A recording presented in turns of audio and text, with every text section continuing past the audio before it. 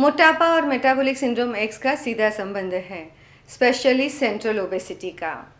ये हमारी जो पेट की चर्बी है ना, वो एक ऐसी फैक्ट्री है, ऐसी बायोकेमिकल फैक्ट्री है कि उसमें इतने सारे नेगेटिव बायोकेमिकल्स और हार्मोन्स पैदा होते हैं कि जो काफ़ी सारी बीमारियों के लिए वो रिस्पॉन्सिबल है।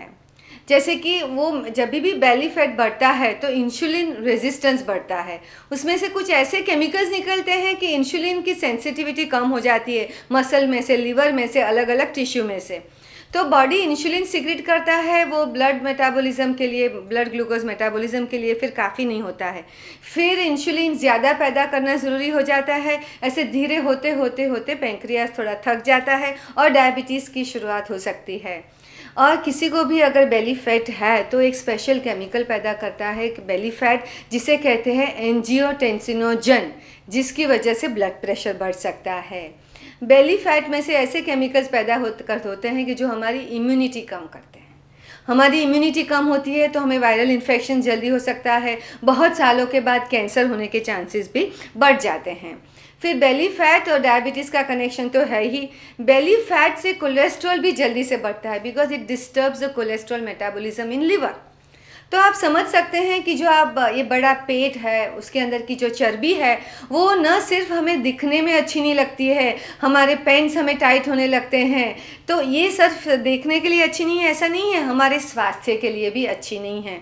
और पता नहीं क्यों हम इंडियंस हैं, हमारे अंदर बेली फैट ज़्यादा है कंपेयर टू वेस्टर्न पीपल।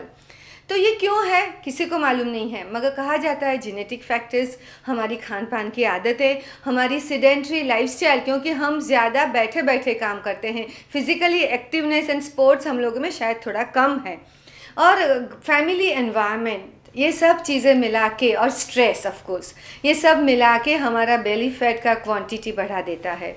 और ये बेली फैट ना सिर्फ खाली जो ऊपर दिखने वाला फैट है, पेट के ऊपर की चर्बी नहीं है, पेट के अंदर के जो डिफरेंट ऑर्गन्स है उसके ऊपर भी चर्बी जमा हो जाती है, जो भी काफ़ी बीमारियों के लिए रिस्पॉन्सिबल है।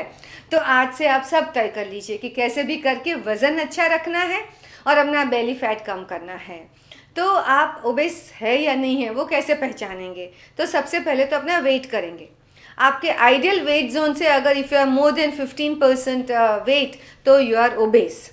तो आप अपना वेट चेक कर लीजिए, अपना बॉडी मास इंडेक्स चेक करिए, वो 30 से ऊपर है तो आप डेफिनेटली ओबेस है।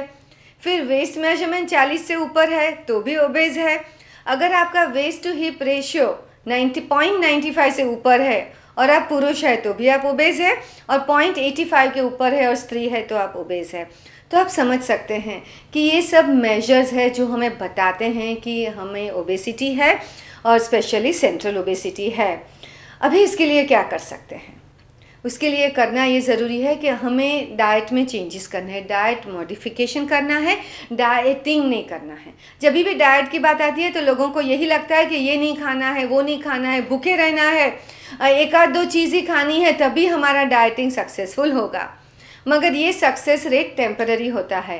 अगर आप वेट लॉस करना चाहते हैं और गवाया हुआ वेट आप कम ही रखना चाहते हैं तो आपको डाइट मॉडिफिकेशन करना होगा, जिसमें थोड़ी प्रैक्टिकल टिप्स है। एक तो ज़्यादातर लोग ऐसा नहीं है कि हर समय भूख लगती है और खाते हैं, ऐसे ही खा लेते हैं, साइकोलॉजिकल ईटिंग कहते हैं हम उसे। आप साइकोलॉजिकल ईटिंग को अवॉइड करें। सही मायने में भूख लगे तभी आप खाना खाइए। ऐसा मत खाइए कि भाई लंच आवर हुआ है मैं खा लूँ, मैं किसी के घर गया हूँ और उन्होंने खाना दिया है, मैं कैसे मना कर सकता हूँ और मैं खा लूँ, मैं बोर हो रही हूँ इसलिए मैं खा लूँ। इसके कहते हैं साइकोलॉजिकल ईटिंग। तो अवॉइड साइकोलॉजिकल ईटिंग। फिर दूसरा, जब भी आप खाना खाते हैं तो अपनी प्लेट में खाना लीजिए, और आपको जितना चाहिए उतना लीजिए, चाहे फिर से लेने के लिए आपको उठना पड़े तो भी ठीक है। मगर हम लोगों को बताया गया है बचपन से कि खाना प्लेट में कुछ भी मत रखो, वो अच्छा नहीं है, कितने लोग भूखे मरते हैं। तो उसका मतलब ये नहीं है कि हम अपना प्लेट इतना सारा भर दें और फिर खाली कर ले। ऐसा करने से तो किसी और का पेट भरने वाला नहीं है। उससे तो अच्छा है कि आपको जितना चाहिए, जितना ज़रूरत है उतना ही खाना अपनी प्लेट में लीजिए, और जो खाना बचेगा वो आप किसी ज़रूरतमंद को दे सकते हैं। फिर जब भी खाना खाते हैं तो छोटी चम्मच से खाइए। काफ़ी जगह जब हम डिनर में जाते हैं, रेस्टोरेंट में जाते हैं या घर में भी बड़ी बड़ी चम्मच होती है, जब बड़ी चम्मच होती है तो एक साथ में ज़्यादा खाना मुंह में चला जाता है, ज़्यादा खाना पेट में चला जाता है। तो छोटी चम्मच से खाइए और छोटे छोटे पीसेस करके खाइए। आप एक रोटी के 4 पीस करके खा सकते हैं या 8 पीस करके खा सकते हैं। सेटिस्फैक्शन किस में होगा? अगर आप छोटे पीसेस करेंगे और अलग अलग चीज़ों के साथ खाएंगे जो लो कैलोरी भी है, हेल्दी भी है, तो सेटिस्फैक्शन भी होगा, प्लेजर भी मिलेगा और फालतू में वज़न नहीं बढ़ेगा।